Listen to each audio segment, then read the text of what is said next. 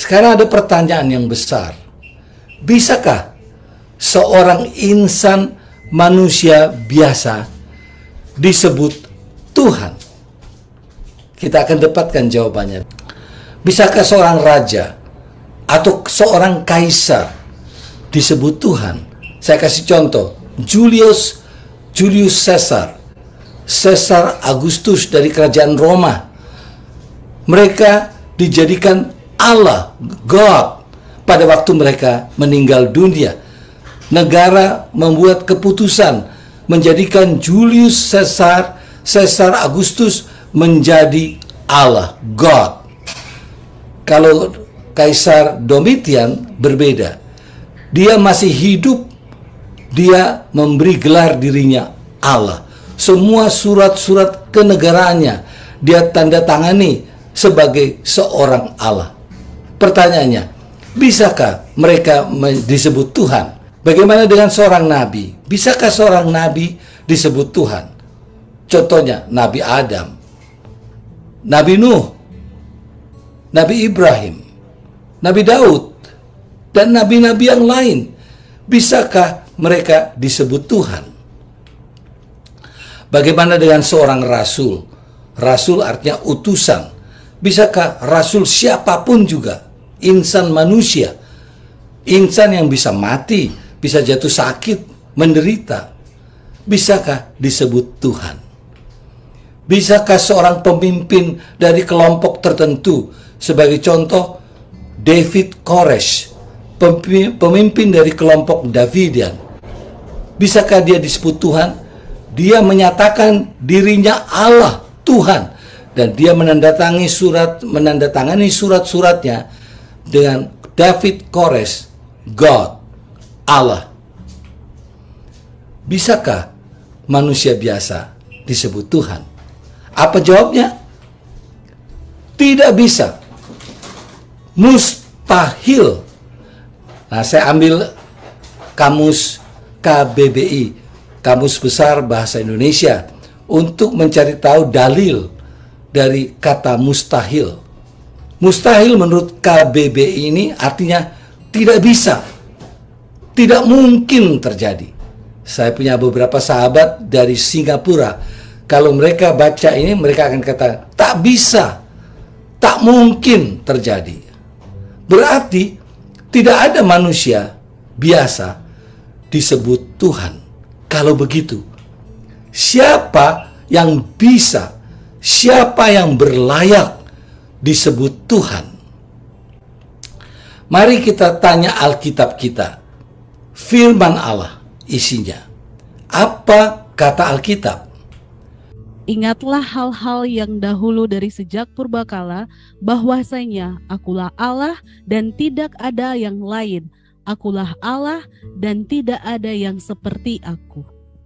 Akulah Allah dan tidak ada yang lain. Akulah Allah dan tidak ada yang seperti aku. Yesaya 45 ayat 12. Akulah yang menjadikan bumi dan yang menciptakan manusia di atasnya. Tangankulah yang membentangkan langit, dan akulah yang memberi perintah kepada seluruh tentaranya. Akulah yang menjadikan bumi, firman Allah, yang menciptakan manusia di atasnya.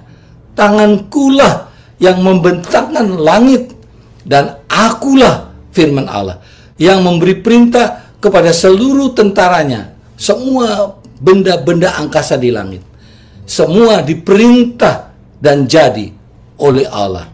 Jadi Allah itu adalah pencipta langit dan bumi. Dialah yang berhak disebut Tuhan. Yesaya 45 ayat yang ke-6. Supaya orang tahu dari terbitnya matahari sampai terbenamnya, bahwa tidak ada yang lain di luar aku.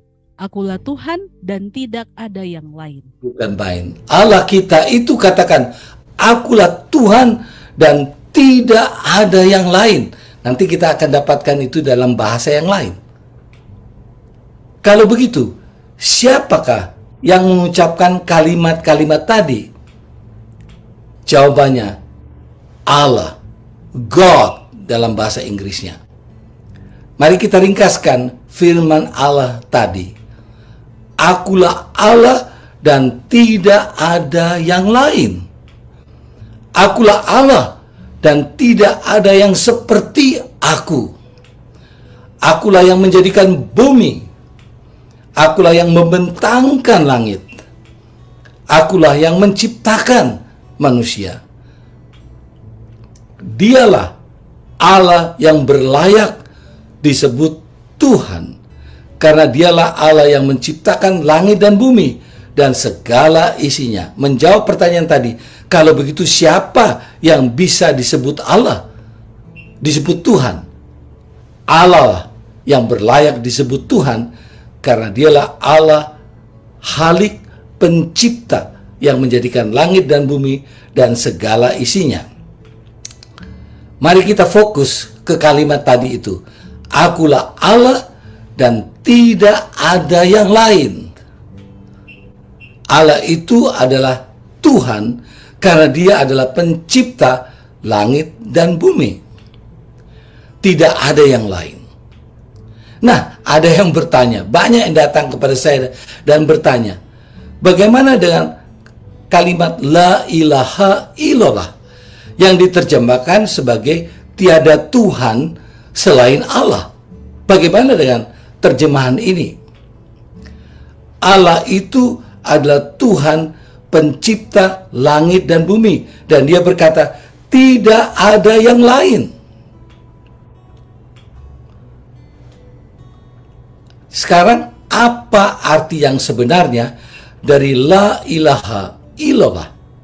Saya senang sekali belajar bahasa.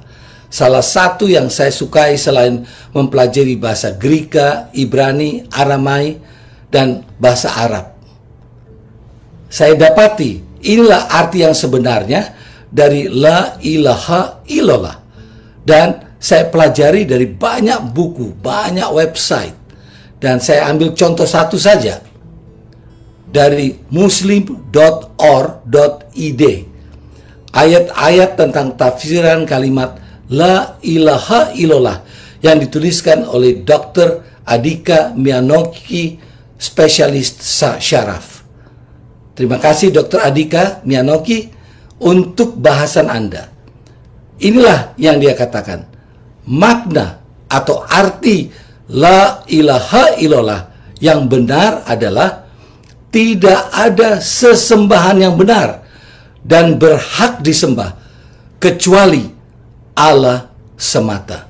Jadi artinya tidak ada sesembahan yang benar dan berhak disembah kecuali atau selain hanya Allah semata. Nah, pada kalimat la ilaha illallah ini terdapat 4 kata. Kita belajar sedikit bahasa ya. Saya suka bahasa Arab.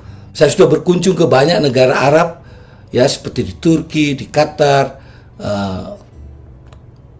di Brunei, dan bahkan saya sempat ke Saudi Arabia, tapi tidak boleh masuk karena saya tidak beragama mereka. Jadi saya hanya tinggal tunggu di pesawat, tidak boleh turun. Saya sudah minta izin, oh tidak bisa, peraturan hanya boleh duduk di pesawat. Jadi dari jendela pesawat saya melihat negeri Arab Saudi, negeri yang dicintai oleh bangsa Indonesia dan banyak bangsa yang lainnya. Nah, 4 kata itu, yang pertama kata la. La berarti menafikan, yakni meniadakan, tidak ada. Kata yang kedua ilah, pakai ha di belakang, berarti sesuatu yang disembah, objek yang disembah. Kata ketiga ilah tanpa ha, itu berarti pengecualian, selain, ya, selain. Lalu kata yang keempat kata Allah, yang berarti sesembahan yang benar. Dengan demikian makna la ilaha illallah berdasarkan studi tadi dari bahasa Arab ini, kata Dr. Adhika Mianoki adalah menafikan, meniadakan segala sesembahan, segala ilah apapun macamnya selain Allah, dan menetapkan hanya Allah saja sebagai sesembahan yang benar, yang patut dan layak berhak disebut Tuhan. Jadi tidak boleh ada sesembahan yang lain selain Allah. Kalau demikian, arti sesembahan yang lain itu yang berikut ini yang tidak boleh disembah oleh siapapun juga, oleh segala bangsa, apapun kedudukannya di masyarakat. Tidak boleh disembah. Mari kita jabarkan satu persatu. Yang pertama, tidak boleh menyembah patung. Itu ilah, sesembahan dalam bentuk apapun. Patung yang terbuat dari kayu, dari logam, ataupun dari batu, apakah dari batu meteor, batu karang, batu gunung, batu warna putih, atau batu warna hitam, dan sebagainya. Semua itu adalah sesembahan ilah yang lain yang tidak boleh disembah. Yang berikutnya yang tidak boleh disembah adalah benda-benda langit seperti matahari. Bangsa Mesir menyembah matahari. Ada juga bangsa lain yang menyembah matahari. Untuk orang-orang Mesir, dewa matahari mereka disebut dewa Ra atau dewa Re. Tapi ketika bela turun ke atas orang-orang Mesir yang memperbudak orang Israel, masih ingat 3 hari matahari digelapkan. Dewa mereka yang utama, yang mereka sembah, tidak berdaya menghadapi Allah pencipta langit dan bumi. Dan semua bela dari 10 bela itu yang turun ke atas orang-orang Mesir kuno ini di zaman Fir'aun, semua itu adalah ilah-ilah sembahan dari orang Mesir. Orang Mesir menyembah 20.000 objek, ikan, ular, unggas, semua, kucing, singa, ya, macam-macam disembah oleh orang-orang Mesir. Tidak boleh disembah. Bulan, dewa Astoret atau Asyera, bintang-bintang. Banyak orang muda suka lihat-lihat apa kamu punya bintang, apa kamu punya zodiak. Dan orang lebih percaya zodiak daripada percaya firman Tuhan. Mereka lebih percaya apa yang ditentukan oleh zodiak tentang jodoh, tentang macam-macam. Apalagi sesembahan ilah yang tidak boleh disembah. Hewan, segala jenis hewan. Hewan itu dalam bahasa Arab. Orang-orang di Timur Tengah kalau sudah marah kepada orang yang karena dipotong jalannya, mereka akan berteriak, hewan, binatang. Ya, itu tidak boleh disembah karena itu ciptaan. Jadi contoh hewan yang tidak boleh disembah, kuda, kambing, kerbau, lembu, onta, ular, burung elang, dan sebagainya. Ini ilah, tidak boleh disembah. Apalagi yang tidak boleh disembah? Segala jenis pohon, beringin karena rimbun daunnya, besar pohonnya.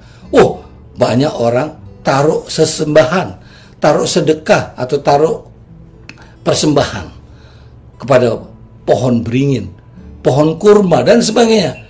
Tidak boleh disembah. Inilah yang disebut ilah yang lain. Makam, segala jenis makam orang mati. Banyak orang minta rezeki, mau minta jodoh, minta naik pangkat, minta sukses, minta harta. Mereka pergi ke makam, komat kamit mulut mereka minta dari orang mati. Orang mati tidak dengar, orang mati juga tidak akan menjawab. Siapa yang menjawab? Nanti kita akan pelajari. Ada satu oknum tertentu di balik itu semua yang menipu manusia. Jadi tidak boleh kita memiliki sesembahan ilah yang lain dalam bentuk makam-makam. Jadi jangan pergi ke makam. Kalau saudara mau dapatkan harta, bekerja keras. Kalau saudara mendapatkan kedudukan, rajin bekerja, jujur. Apalagi sesembahan yang tidak boleh disembah selain Allah. Reliks itu adalah barang-barang peninggalan orang-orang mati yang dianggap orang-orang suci. Jadi kukunya, tulang belulangnya, giginya, rambut, pakaian orang mati itu, jimat-jimat, opo-opo, ya, kenal kan opo-opo? itu tidak boleh dijadikan sembahan, sesembahan yang lain selain Allah. Jadi kesimpulannya, terjemahan dari la ilaha illallah bukanlah tiada Tuhan selain Allah, karena Tuhan itu ada. Jadi terjemahan ini harus dibetulkan. Tuhan itu ada. Kalau dikatakan la ilaha illallah artinya tiada Tuhan selain Allah, itu harus dibetulkan. Karena Tuhan itu ada. Nanti saya akan berikan buktinya. Tidak boleh ada sesembahan ilah yang lain selain Allah. Itu yang benar, terjemahan yang benar.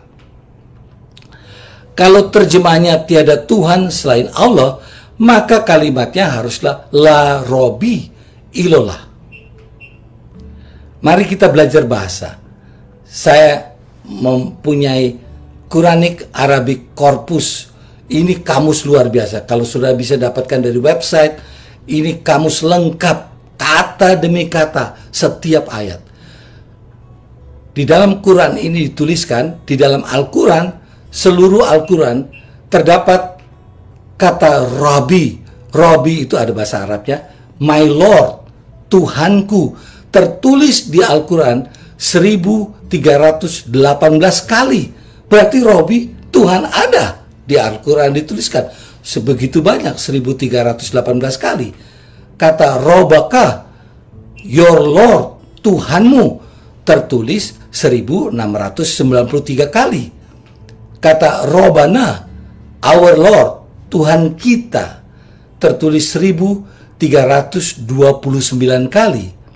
Kata Robihim, their Lord, Tuhan mereka, tertulis 2036 kali. Jadi kalau disebut tiada Tuhan, tidak betul. Karena di Al-Quran begitu banyak kata Tuhan terdapat di dalamnya.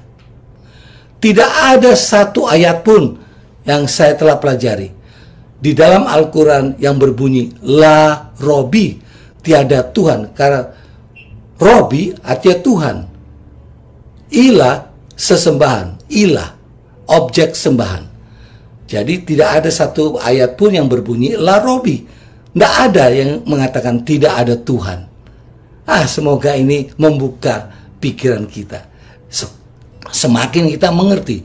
Dan ini banyak sekali kita akan bahas selama satu pekan ini. Dari tanggal 22 mulai malam ini sampai tanggal 27. Jangan pernah tidak hadir. Hadirlah terus. Jadi terjemahan tiada Tuhan selain Allah perlu dibetulkan. Saya pernah katakan itu kepada teman-teman saya, sarjana-sarjana agama mayoritas. Saya katakan, kenapa setiap habis azan maghrib dikumandangkan, terus keluar la ilaha illallah, diterjemahkan tiada Tuhan selain Allah? Karena bukan tiada Tuhan. Mengapa? Karena ini, dengarkan. Negara kita, negara saya, kita mempunyai Pancasila. Dan Presiden Jokowi selalu kalau meminta rakyat untuk datang kepadanya, dia bikin kuis. Kuis yang mudah sekali. Sebutkan Pancasila. Ada yang bisa, ada yang juga tidak bisa, ada yang salah-salah. Sila pertama apa bunyinya? Ketuhanan yang Maha Esa. Jadi kalau terjemahnya tiada Tuhan, itu harus dibetulkan. Karena sila pertama kita ketuhanan, berarti Tuhan ada di situ. Lalu yang berikutnya, Al-Fatihah. Inilah doa buka di Al-Quran, surah yang pertama. Saudara, saya terjemahkan dua ayat saja yang pertama. Bismillahirrohmanirrohim.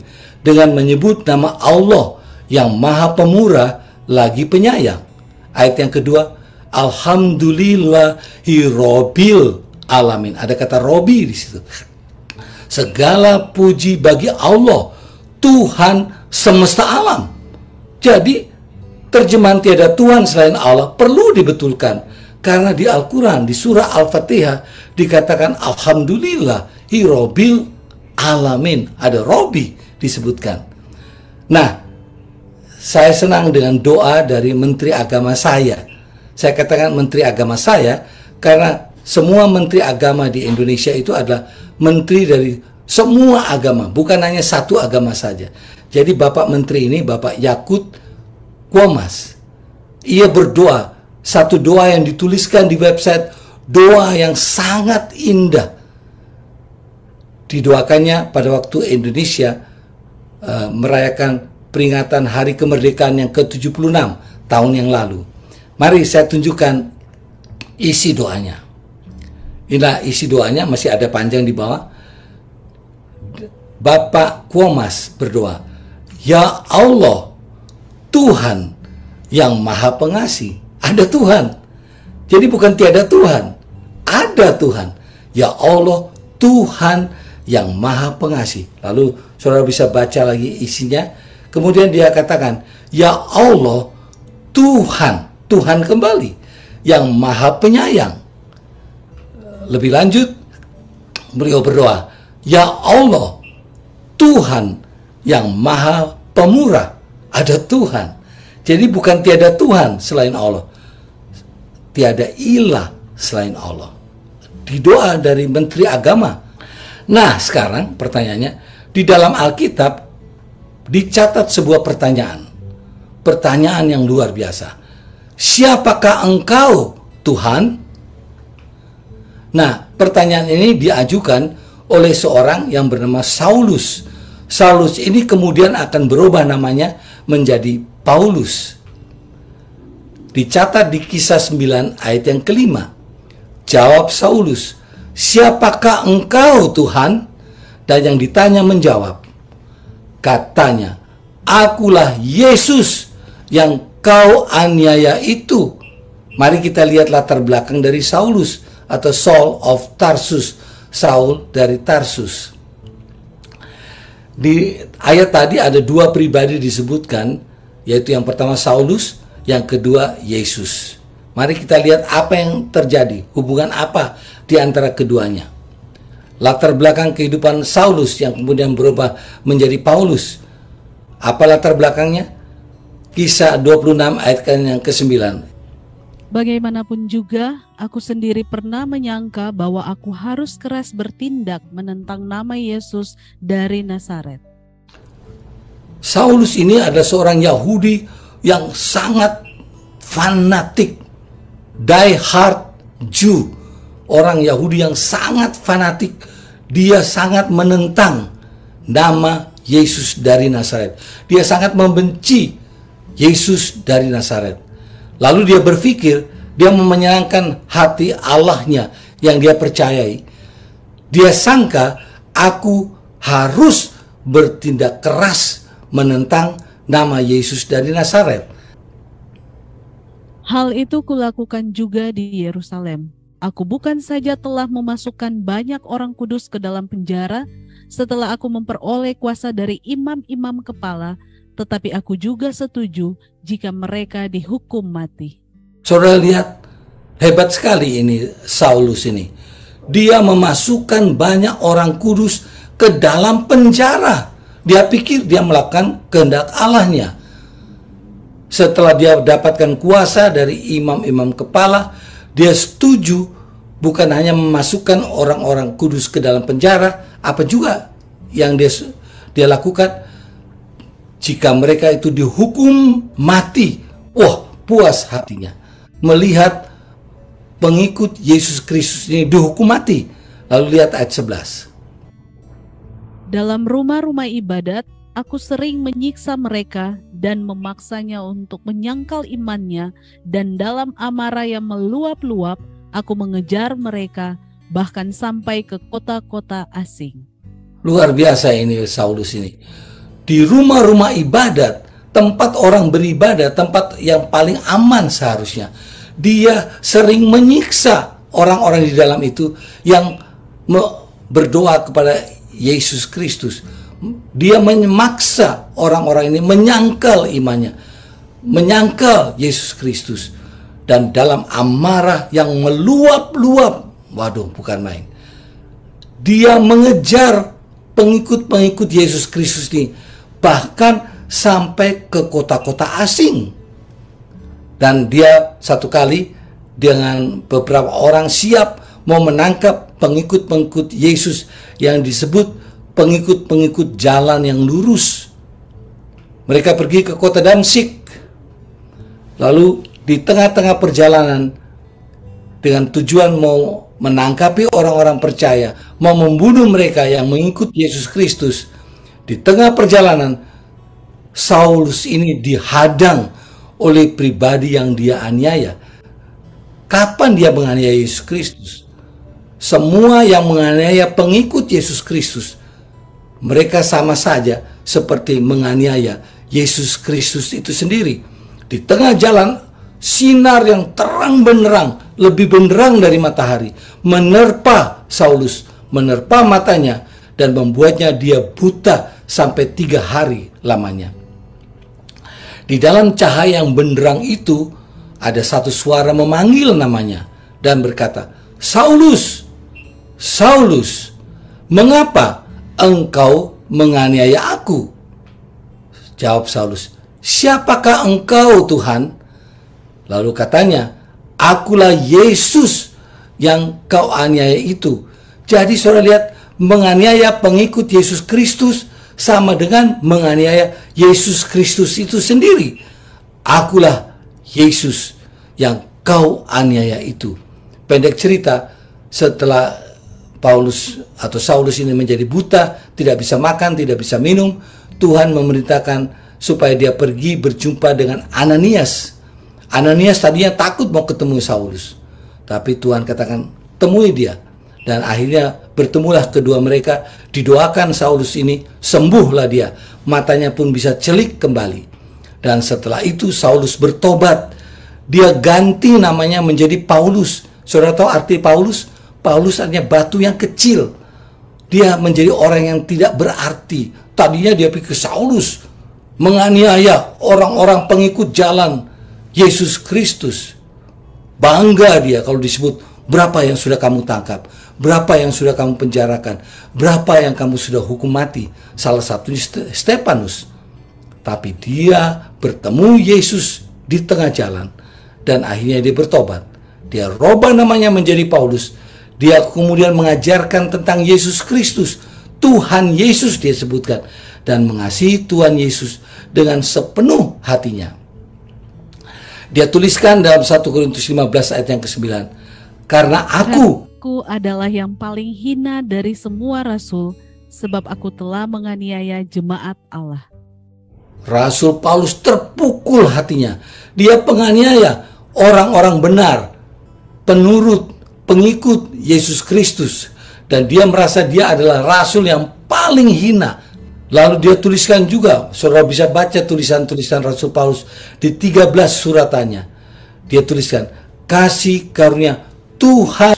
Dia sebut Tuhan Yesus Kristus. Yesus adalah Tuhan. Pribadi kedua yang menyebutkan Yesus adalah Tuhan adalah Thomas, salah satu murid Yesus.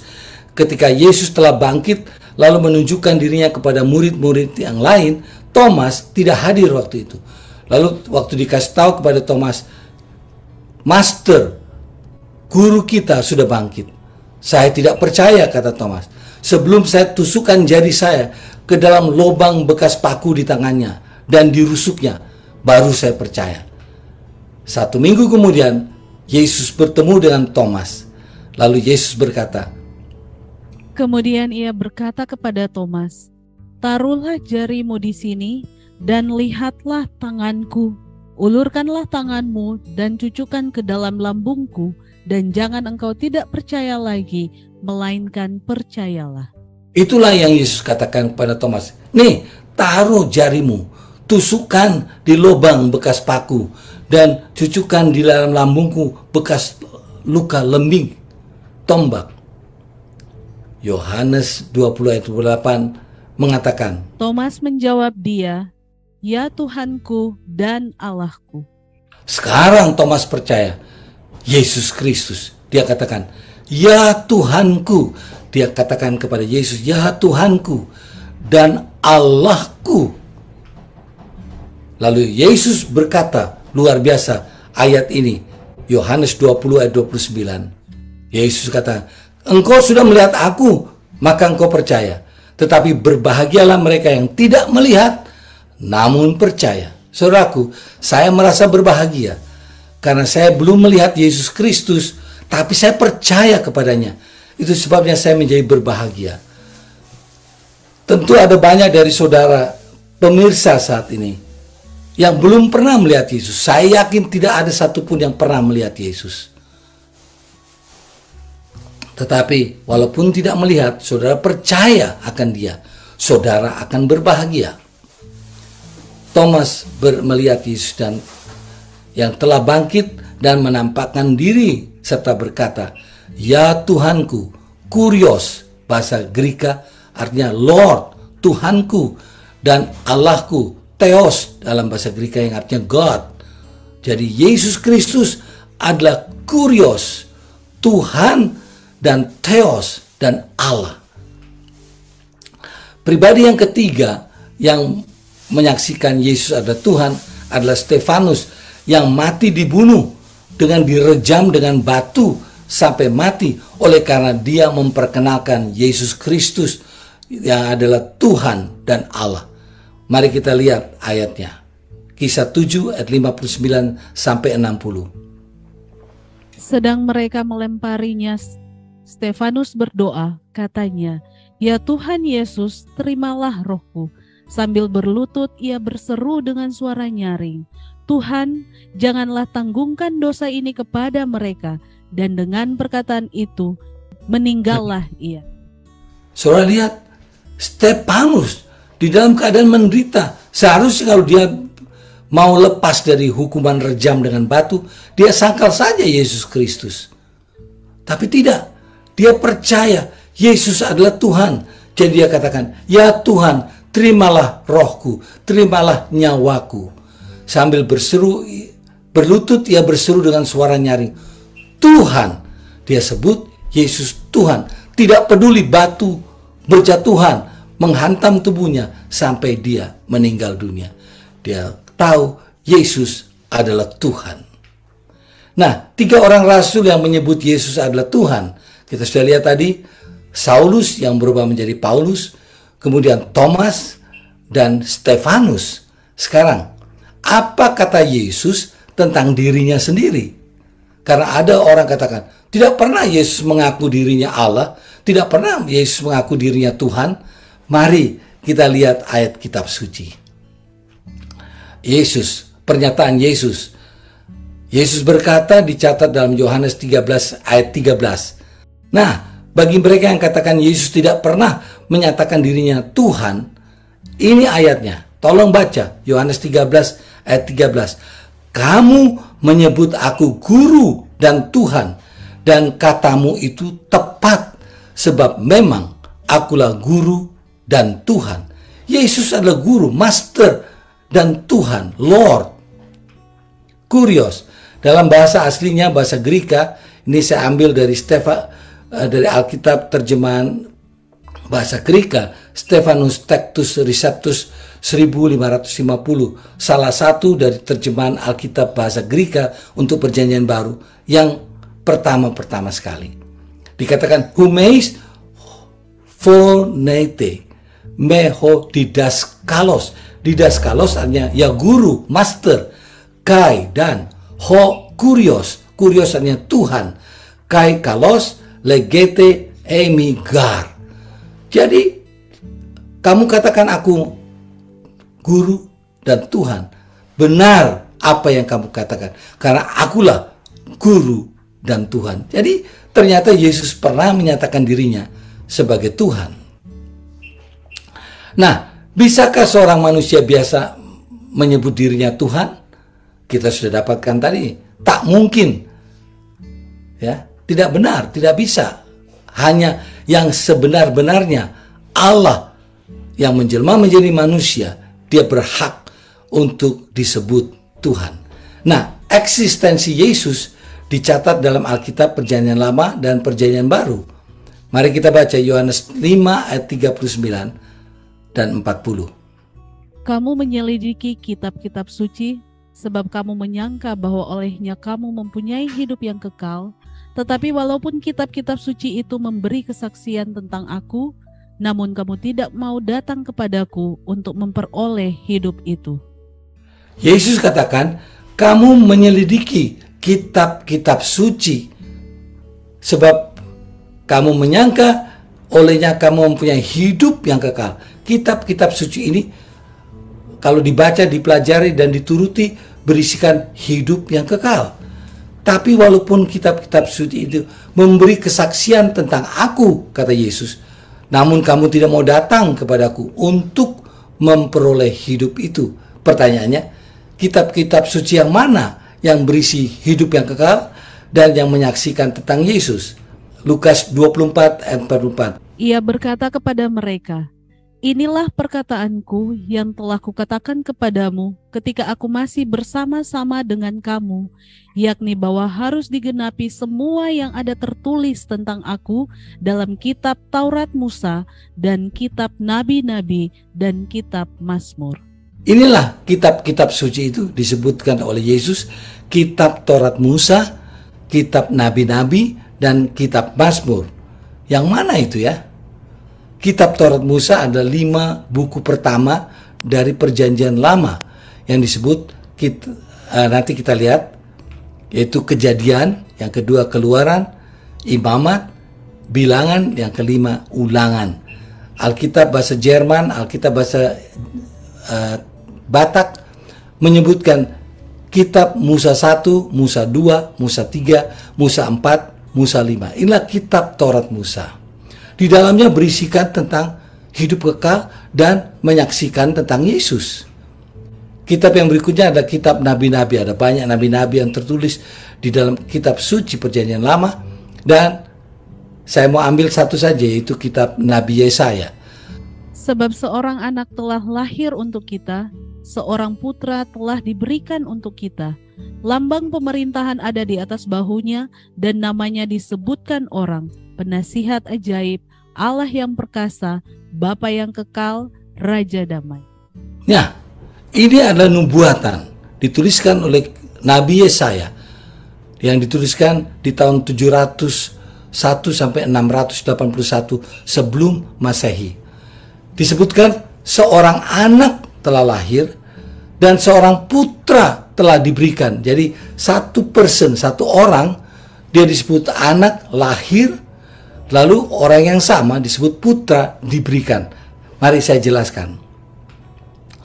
Kelahiran Yesus sebagai manusia dicatat dalam Matius 1 ayat 20. Tetapi ketika ia mempertimbangkan maksud itu, malaikat Tuhan nampak kepadanya dalam mimpi dan berkata, Yusuf anak Daud, janganlah engkau takut mengambil Maria sebagai istrimu, sebab anak yang di dalam kandungannya adalah dari Roh Kudus. Ya, Yusuf yang bertunangan dengan Maria mendapati Maria sedang mengandung, padahal tidak pernah berhubungan mereka. Jadi Yusuf tidak mau mempermalukan Maria, dia ingin untuk menceraikannya diam-diam, ditinggalkan diam-diam. Tapi malaikat Tuhan datang kepada Yusuf dalam mimpi dan berkata, Yusuf anak Daud, jangan engkau takut mengambil Maria sebagai istrimu, sebab anak yang di dalam kandungannya adalah dari Roh Kudus. Ayat 21. Ia akan melahirkan anak laki-laki dan engkau akan menamakan dia Yesus, karena dialah yang akan menyelamatkan umatnya dari dosa mereka. Iya, di sini Maria akan melahirkan anak laki-laki dan engkau akan menamakan dia Yesus, karena dialah yang akan menyelamatkan umatnya dari dosa mereka. Nah, eksistensi Yesus ini dicatat dalam kitab suci Al-Quran, kitab suci saudara-saudara kita umat Islam. Terdapat dalam surah Maryam, surah 19, ayat yang ke-19. Baik, saya bacakan saja. Ada bahasa Arabnya, ada Latinized dari bahasa Arabnya. Dikatakan, Kolo inama ana rasulu robiki liyahaba laki gulaman sakian. Bahasa Indonesianya, dia Jibril berkata, sesungguhnya aku hanyalah utusan Tuhanmu untuk menyampaikan anugerah, rahmat, anugerah kepadamu seorang anak laki-laki yang suci. Satu-satunya manusia yang disebut sebagai orang yang suci hanyalah kepada anak laki-laki Maryam yang akan dilahirkannya. Jibril katakan, aku ini utusan Tuhanmu, menyampaikan kabar sukacita, anugerah kepadamu. Seorang akan dianugerahkan seorang anak laki-laki. Jelas disebut anak laki-laki yang suci. Sakia dari kata al-saki, yang suci. Jadi anak yang dikandung oleh Maria itu adalah pekerjaan Roh Suci, Roh Kudus. Dan anak itu disebut anak laki-laki yang suci. Mari kita lihat ayat 20, menarik. Ya. Maryam katakan, bagaimana mungkin akan ada bagiku seorang anak laki-laki? Walam yamsani basrun. Ya, gulamun itu artinya anak laki-laki.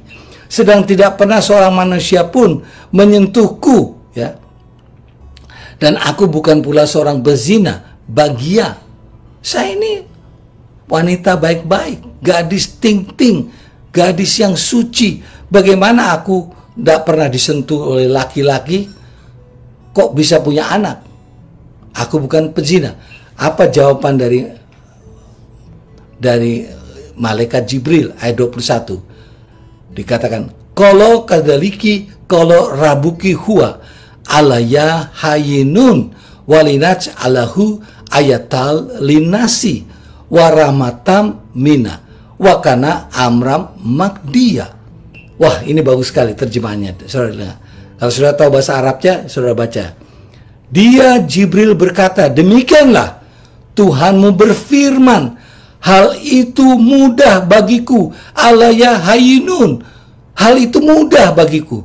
Mudah bagi Allah melakukannya, sangat mudah. Dan agar kami menjadikannya suatu tanda kebesaran Allah bagi manusia. Kelahiran dari putra Maryam ini adalah tanda kebesaran Allah. Ini terjemahan langsung dari Al-Quran, ya, dari pemerintah. Suatu tanda kebesaran Allah, suatu rahmat, suatu anugerah, dan sebagai rahmat dari kami, kata Allah. Kelahiran dari Isa Al-Masih itu adalah rahmat dari kami. Satu anugerah, mercy, belas kasihan dari kami, kata Allah. Dan hal itu adalah suatu urusan yang sudah diputuskan. Amram Magdiya. Artinya apa? Yesus, kelahiran Maria itu bukan terjadi tiba-tiba. Kaget-kaget, toto Maria hamil. Tidak. Kelahiran Isa dari Maryam yang dipilih seorang wanita yang suci ini sudah jadi urusan Allah yang sudah diputuskan jauh sebelumnya. Bukan terjadi tiba-tiba. Jadi ini sudah terjadi lama, diputuskan sebagai tanda mercy, belas kasihan, anugerah, rahmat kami, kata Allah, kepada manusia. Dahsyat, dahsyat. Ketika saya bandingkan ayat dari Alkitab dan Al-Quran ini, saya dapati di situ persamaan bahwa Maria melahirkan seorang anak laki-laki yang suci, yang kemudian nantinya bernama Masihu Isabnu Maryama. Masihu artinya Isa Al-Masih, putra Maryam. Dialah Allah yang menjelma menjadi manusia. Ini tadi ayat-ayat mendukung. Nah, apakah Yesus itu adalah Allah? Yesus memiliki dua kodrat, dua sifat alami. Yang pertama, dia anak manusia. Dia anak telah lahir untuk kita. Jadi dia dilahirkan. Juru selamat dunia ini tidak datang sebagai makhluk yang sudah dewasa. Seperti yang diceritakan banyak film-film, ya. Film contohnya Superman. Tiba-tiba laki-laki. Wah, hebat sekali. Ada bencana, dia datang. Ada Flash Gordon. Lalu ada juga nanti menyusul lagi E.T. Wah, bermacam-macam pahlawan-pahlawan penyelamat dunia. Bukan begitu yang dinubuatkan. Yang dinubuatkan dia harus lahir sebagai seorang bayi. Dan dia menjadi anak manusia oleh karena telah lahir untuk kita. Ayat Yesaya 9 ayat yang ke-6. Jadi Yesus itu 100% kodrat manusia. Ini ayatnya tadi kita sudah baca. Dan Yesus disebut anak Allah. Dia 100% kodratnya Allah. Ada sahabat-sahabat saya yang bertanya, di mana Allah kalau begitu waktu Yesus itu di dalam kandungan Maria? Pada waktu dia masih bayi. Di mana dia? Pada waktu dia disalibkan, lalu dikubur. Di mana Allah? Nanti kita akan dapati Allah tidak pernah mati. Allah adalah kodrat yang tidak pernah mati. Jangan kita berpikir saya tidak punya dua kodrat. Apakah saudara punya dua kodrat? Saya yakin tidak ada satupun dari antara kita yang punya dua kodrat seperti yang dimiliki oleh Yesus. Yesus punya kodrat manusia, 100% manusia. Dia dilahirkan untuk kita, untuk Anda dan untuk saya. Kemudian dia juga anak Allah, 100% kodrat Allah. Seorang putra telah diberikan untuk kita.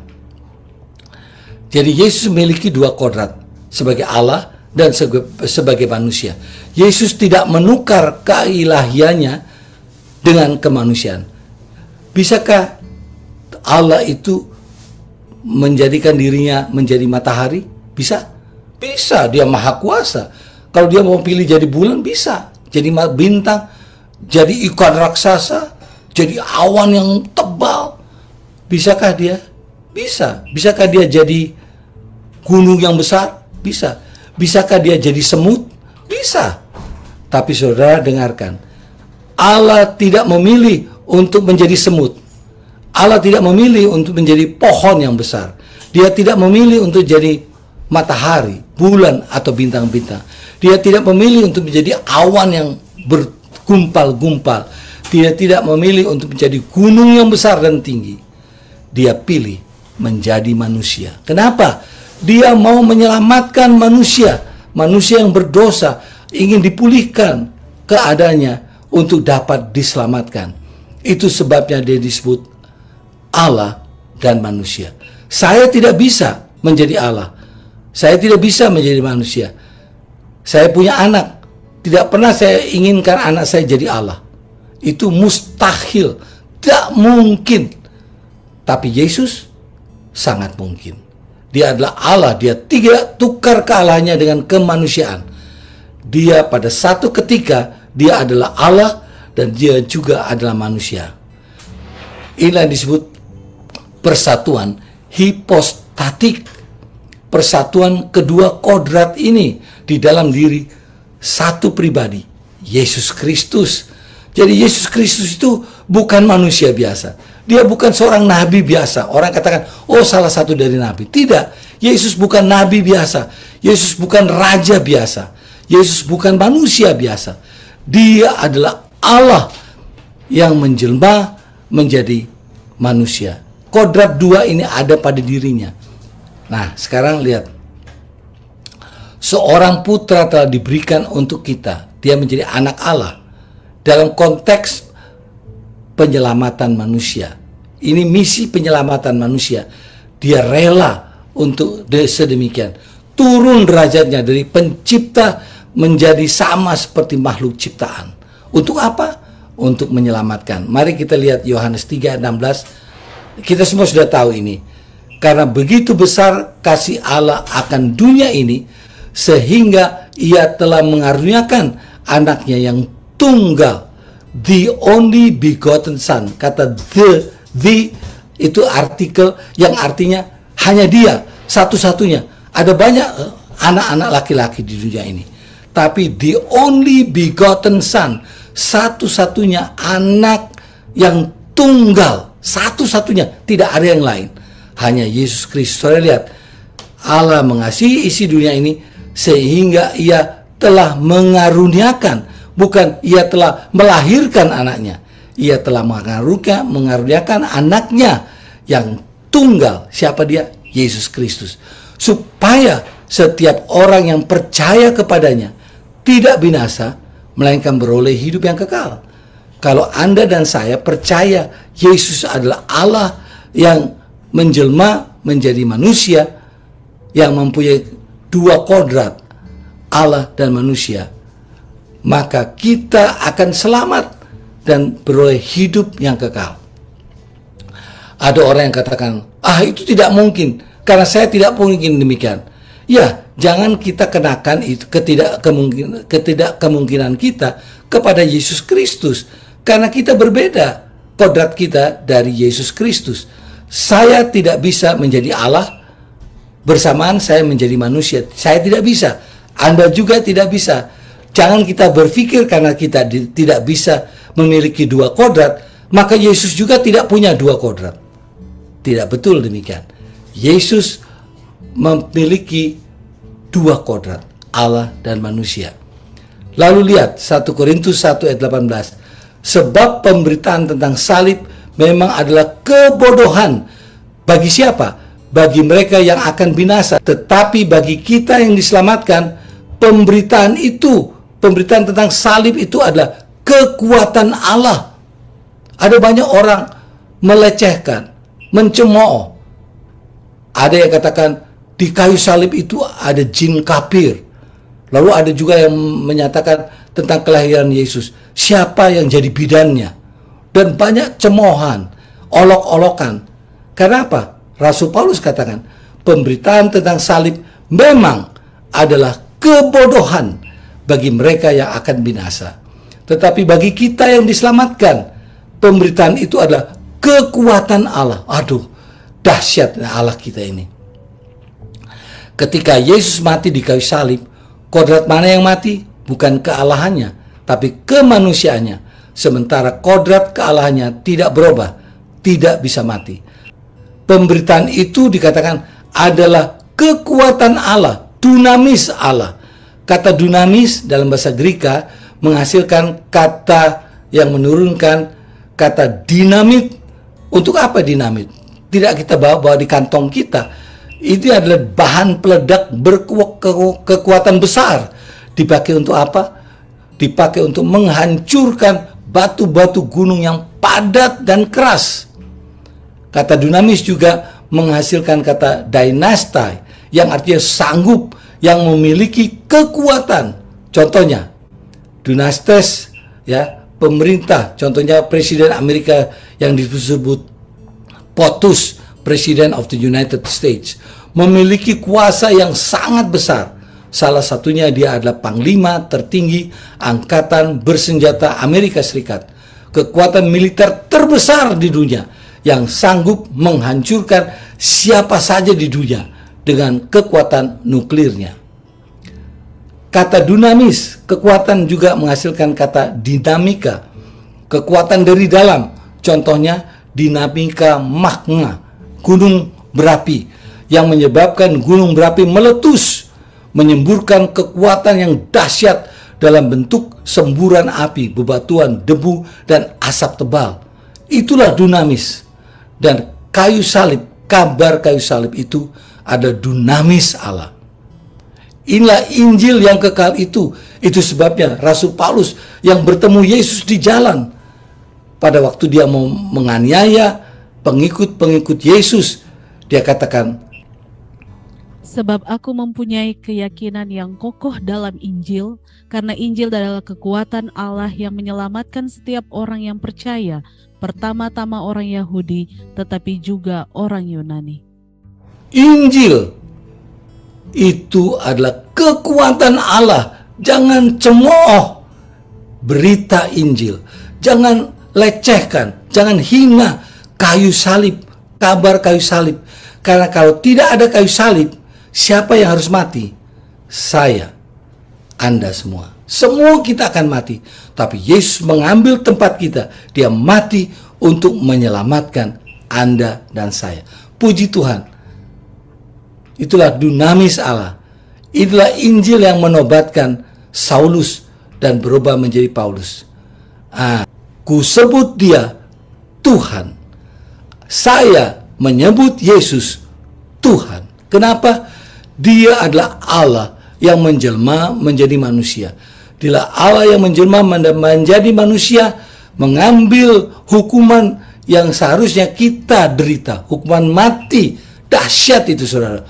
Saya ingat seorang wanita Filipina yang kedapatan membunuh seorang pria di Saudi Arabia. Hukuman dijatuhkan ke atasnya, dia harus dipancung.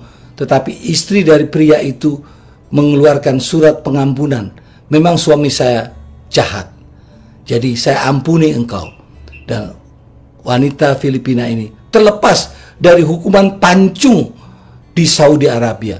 Waktu dia pulang ke Filipina, dia disambut seakan-akan seorang putri mahkota. Dia dielu-elukan.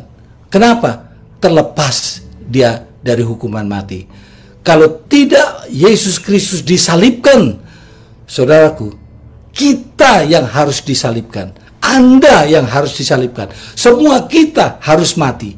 Tapi dia ambil tempat kita. Dia adalah Allah yang begitu cinta kepada kita. Itu sebabnya saya sebut dia Tuhan.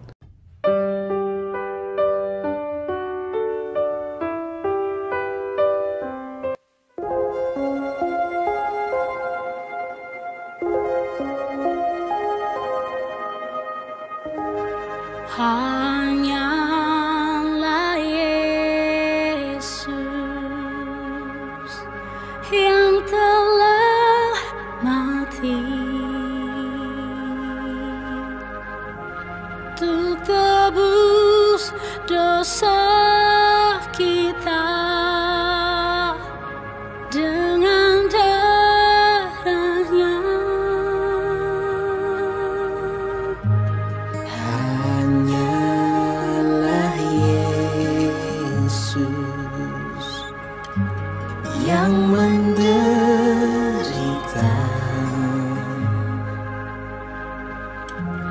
dipikulnya dosa kita dengan disiksa. Hanyalah kasih-Nya Yesus yang telah selamatkan kita. Dia mati tersiksa di salib karena kasih-Nya kepada kita. Karena kasih-Nya Dia disiksa, menderita di atas salibnya. Dia terbesar untuk seisi dunia. Pengorbanannya diselamatkan kita. Hanyalah Yesus yang telah mati untuk tebus dosa kita dengan darahnya. Hanya Dia, hanyalah Yesus yang menderita, dipikulnya dosa kita, tersiksa dengan disiksa karena kasih. Hanyalah kasih-Nya Yesus yang telah selamatkan kita. Dia mati tersiksa di salib karena kasih-Nya kepada kita. Lihatlah salibnya, tak satu pun kasih dapat untuknya seperti kasih-Nya. Dosamu dan dosaku disucikan di dalam darah-Nya. Yesus